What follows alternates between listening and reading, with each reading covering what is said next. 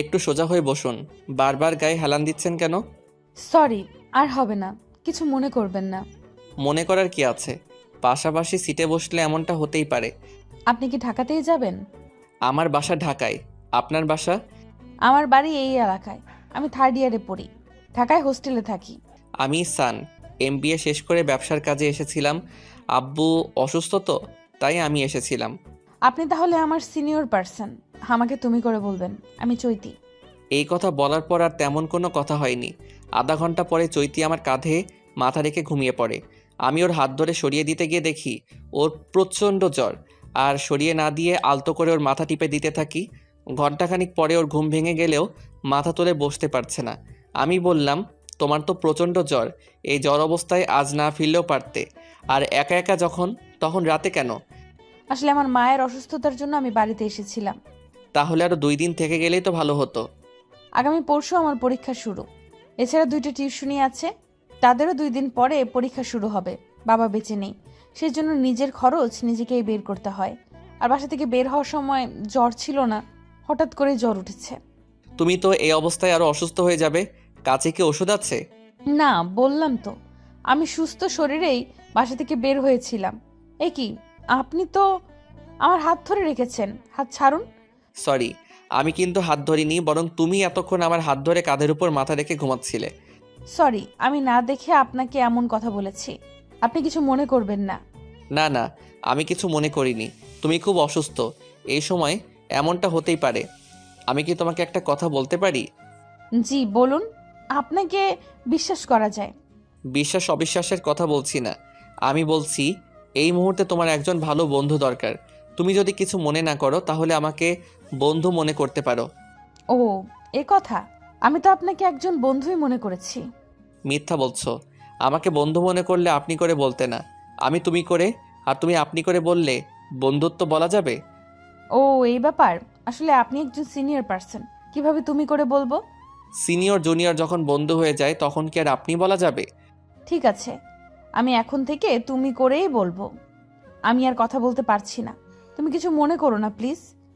আমার মনে হয় তোমার এখন চুপ থাকা ভালো হবে। তবে কিছু খাওয়া উচিত। আমি কি কমলা আর আপেল দিতে পারি? আমার ব্যাগে আছে, কলাও আছে। ঠিক আছে, আমার যদি খেতে ইচ্ছে হয় তাহলে আমি বলবো। এখন থাক, ঘুম পাচ্ছে। তাহলে তুমি আমার কাঁধে মাথা রেখে ঘুমাতে পারো, সমস্যা হবে না আশা করি। না, আমি সিটে হেলান দিয়ে ঘুমাতেই পারবো। তাহলে আর কথা নয়, ঠিক আছে? It's okay. কিছুক্ষণের মধ্যে চৈতির ঘুম চলে আসে। ওর জ্বরটা আরও বেড়ে গেছে। ও আবার আমার কাঁধে মাথা রেখে ঘুমিয়ে পড়ে। আমি আস্তে করে সরে এসে ওর মাথাটা ধরে আমার ডান উরুর উপর দিয়ে শুইয়ে দিলাম। ওর ঘুমন্ত নিথর অবয়ব দেখে আমার বুকের মধ্যে চিনচিন করে ওঠে, যেন বসন্তের বাতাস বইছে মনের মধ্যে। কি নিষ্পাপ এক যুবতী, এই সানকে চেনে না জানে না, অথচ শতভাগ মনে প্রাণে বিশ্বাস করেছে। আল্লাহ, তুমি আমাকে সহনশীল হওয়ার ক্ষমতা দাও, আমি যেন এই মেয়েটির বিশ্বাসের মর্যাদা রাখতে পারি। আমি নিজের অজান্তেই চৈতির মাথা টিপে দিতে থাকি। প্রায় 2 ঘন্টা পরে আমিও ঘুমিয়ে পড়ি। এ কি, আমি এতক্ষণ ধরে ওর কোলের উপর মাথা রেখেই ঘুমিয়েছিলাম। ভাগ্যিস সানও ঘুমিয়ে রয়েছে। ছি ছি, আমি এখন কি করব? আমি উঠে বসতেও পারছি না। হঠাৎ সানের ঘুম ভেঙে যায়, আমার দিকে চেয়ে থেকে বলে, আমি না তোমার বন্ধু? তাহলে এতটা লজ্জা বা ভয় পাচ্ছ কেন? যেভাবে আছো ওভাবেই থাকো। আর যদি কিছু খেতে চাও তাহলে আমি বসিয়ে দিতে পারি। আমি বসতেই তো চাইছি, কিন্তু উঠতে গেলেই গা টলছে, মাথাটা খুব ভার লাগছে।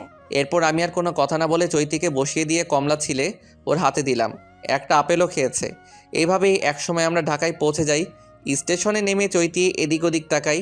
আমি ওর মনের অবস্থা বুঝতে পেরে বললাম, এখানে এখন রিক্সা পাওয়া যাবে না, সিএনজি করে যেতে হবে। তুমি যদি কিছু মনে না করো তবে আমরা দুইজনে একটা সিএনজি নিয়ে যেতে পারি। তোমার ভাড়া তুমি দিবে, আমার ভাড়া আমি দিব। আচ্ছা ঠিক আছে, তাহলে একটা সিএনজি ডাকো। আমি আর দাঁড়িয়ে থাকতে পারছি না, ওই সিএনজিওয়ালাকে ডাকো। আমি চৈতির ব্যাগটা নিয়ে ওর একটা হাত ধরে সিএনজিতে উঠে পড়ার পরে ও অচেতন হয়ে যায়। আমি কোনো উপায় না পেয়ে আমার বাসার সামনে ওকে নামিয়ে নিয়ে কোলে করে বাসার দরজায় এসে কলিং বেল চাপতেই মা বলে, এ কি সান, তুই কাকে নিয়ে এসেছিস? ফোন করে তো আমাদেরকে বলতে পারতিস। নিজে আবার কোলে করে ঘরে তুলছিস। আমি তোকে কি এই শিক্ষা দিয়েছি বাবা? মা তুমি ভুল ভাবছো। তোমার ছেলে তো কখনো খারাপ কিছু করতে পারে না মা। তুই আমাকে যে শিক্ষা দিয়েছো তার প্র্যাকটিক্যাল পর্ব চলছে। তোমাকে সব কিছু পরে বলছি মা। আগে তুমি এখনই ডক্টর আঙ্কেলকে ফোন করে আসতে বলো, আর এই মেয়েটার শুইয়ে দেওয়ার ব্যবস্থা করো। আব্বুকেও ডাকো, যা বলার দুইজনের একসাথেই বলি।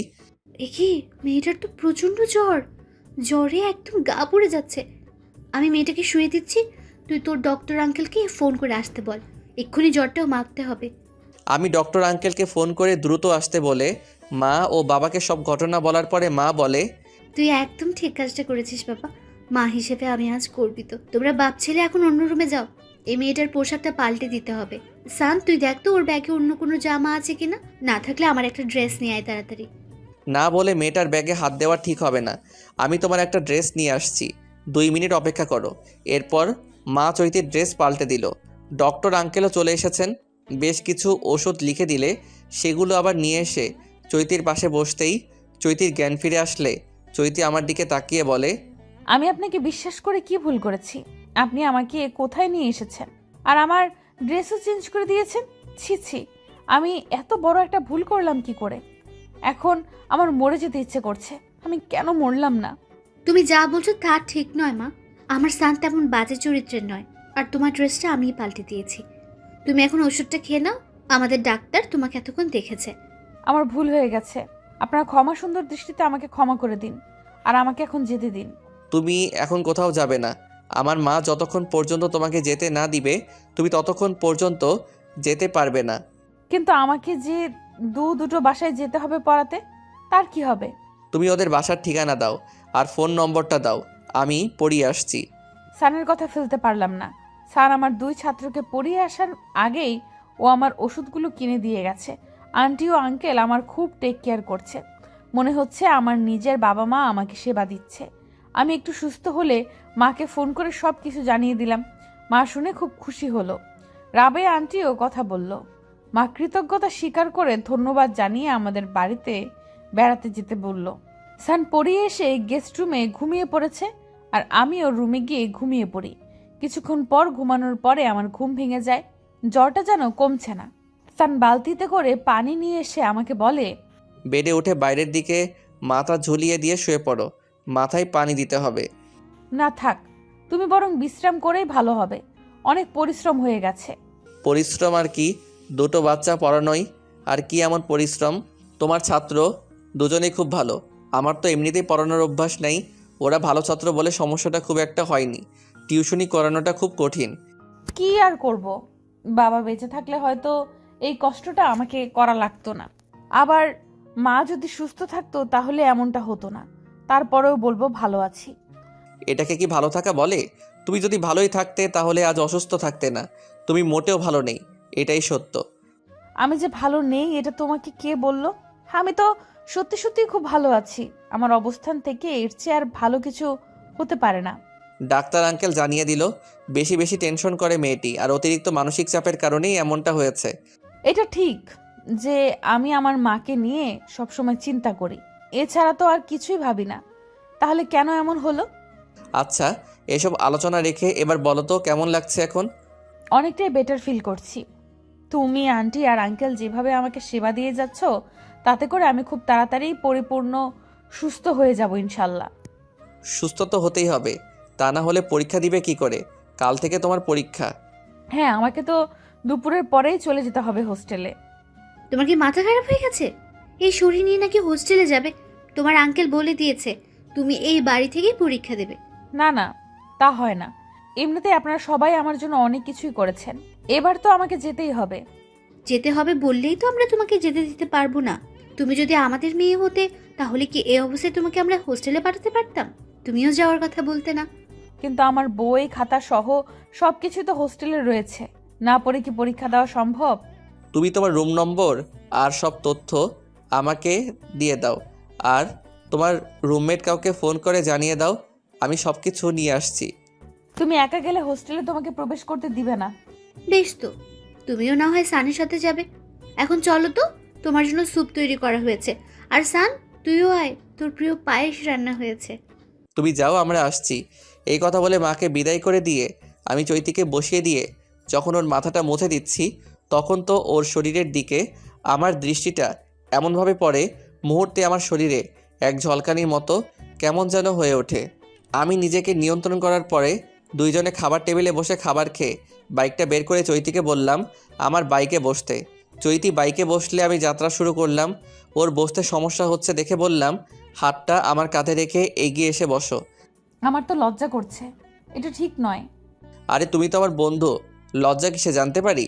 বন্ধুর কাছে বন্ধুর লজ্জা নেই। আচ্ছা ঠিক আছে, আসলে এই প্রথম আমি কারোর বাইকের পেছনে বসেছি, আর আমি তো অসুস্থ, সেই জন্যই সমস্যা। কোনো সমস্যা নেই, প্রয়োজনে তুমি এই আমার পিঠে ঠেস দিয়ে বসতে পারো। সানের কথা শুনে একটু সাহস পাই। ওর কাঁধে ডান হাতটা তুলে দিয়েও স্বাচ্ছন্দ্য বোধ করছিলাম না। একসময় ওর পিঠে হেলান দিয়ে থাকি। আমার বুকটা মাঝে মধ্যে সানের পিঠে এমনভাবে লাগছিল যে আমি অনুভব করলাম অন্য কিছু একটা অনুভূতি। নিজেকে নিয়ন্ত্রণ করতে চেষ্টা করেই ব্যর্থ হয়ে যাচ্ছি। এইভাবে আমার প্রয়োজনীয় সব জিনিসপত্র নিয়ে চলে এসেছি সানদের বাড়িতে। রাতে বই পড়ছি, সান আমার জন্য কফি বানিয়ে নিয়ে এসে বলে, এই নাও কফি, আমি নিজে বানিয়েছি। তুমি এসব আবার করতে গেলে কেন? আন্টিকে বলে আমি তো বানাতে পারতাম। তোমার আন্টি তো এখন বাসায় নেই। কি বলছো তুমি? আন্টি কোথায় গেছে? মনে হচ্ছে তুমি ভয় পাচ্ছ। ভয়ের কোনো কারণ নেই, আমি তোমার বন্ধু, বন্ধুকে ভয় পেলে চলবে না। মা একটু শপিংয়ে গেছে। তোমার মতো যুবককে ভয়ের কোনো কারণ নেই। আমি ভয় পাচ্ছি আমাকে নিয়ে। এই নির্জন বাসায় একটা যুবতী মেয়ে আমি, আর আন্টি শপিং এ কেন গেছেন? আমি বুঝতে পেরেছি তুমি কোনো বাজে মেয়ে নও। আর হ্যাঁ, মা গেছে তোমার জন্য কিছু ড্রেস কিনতে। আমাকে নিষেধ করেছিল তোমাকে বলতে, কিন্তু বলে ফেললাম। এটা আন্টি ঠিক করেনি। এমনিতেই আমি এসে তোমার রুম দখল করে নিয়েছি, তার মধ্যে এগুলো করা ঠিক হচ্ছে না। আমার মা বাবা এমনই, আর রুম তো আরও আছে। আমি না হয় অন্য রুমে থাকবো। তোমাকে যতটা চিনেছি তাতে করে এক রুমে থাকতেও আমার আপত্তি নেই, কিন্তু শয়তানের ধোকায় পড়লে বিপদ হতে পারে। এটা অবশ্য ঠিক বলেছ। আচ্ছা, কফিটা কেমন হয়েছে বললে না তো? অসাধারণ হয়েছে। আমিও তোমাদের সবাইকে একদিন বিরিয়ানি রান্না করে খাওয়াবো। তাহলে তো খুব ভালো হবে। আমাদের বাড়িতে সবাই বিরিয়ানি ভক্ত। এই কথা বলে আমি চৈতিকে পড়ার সুযোগ করে দিয়ে চলে আসি রুম থেকে। 10 দিন ওকে বাইকে করে কেন্দ্রে আনা নেওয়া করতে করতে মনের মধ্যে চৈতির প্রেম জাগ্রত হয়। পরীক্ষা শেষ হলে ও বিরিয়ানি রান্না করে সবাইকে চমকে দিয়েছে। অসাধারণ হয়েছে রান্নাটা। আমিও রুমে গিয়ে মনের কথাটা বলার পরে ও বলে, তুমি যা বলেছো সেটা আমার পক্ষে এই মুহূর্তে ছাড়া দেওয়া সম্ভব নয়। আমাকে 2 দিন সময় দিতে হবে। সত্যি বলতে এই কদিন আমি তোমার মাঝে নিজেকে হারিয়ে ফেলেছি। আমার এখন প্রচণ্ড মাথা ব্যথা করছে। যদি কিছু মনে না করো, আমাকে একটু একা থাকতে দাও, আমি সকালে জানিয়ে দিব। এই কথা শুনে সান রুম থেকে চলে যায়। আমি মনে মনে ভাবলাম, এখন সানের কথায় রাজি হওয়া যাবে না। আন্টি ও আঙ্কেল আমাকে নিজের মেয়ের মতো করে দেখছে। আমি চাই না আমার মতো মেয়ে তাদের ছেলের বউ হোক। এটা মনে করে নিজের সব কিছু গুছিয়ে নিয়ে সানকে কিছু না বলেই ভোরবেলা বাড়ি থেকে বেরিয়ে পড়ি। বাসে উঠে আন্টিকে ফোন করে জানিয়ে দিলাম, মা হঠাৎ অসুস্থ বলে তাড়াতাড়ি করে চলে এসেছি। আপনারা কিছু মনে করবেন না। সবাইকে আমার সালাম দিবেন। বাড়ি ফিরে মাকে সব কিছু জানিয়ে দিলে মা খুব খুশি হয়। কিন্তু 3 দিন পরে দেখি সান তার বাবা মাকে নিয়ে হাজির।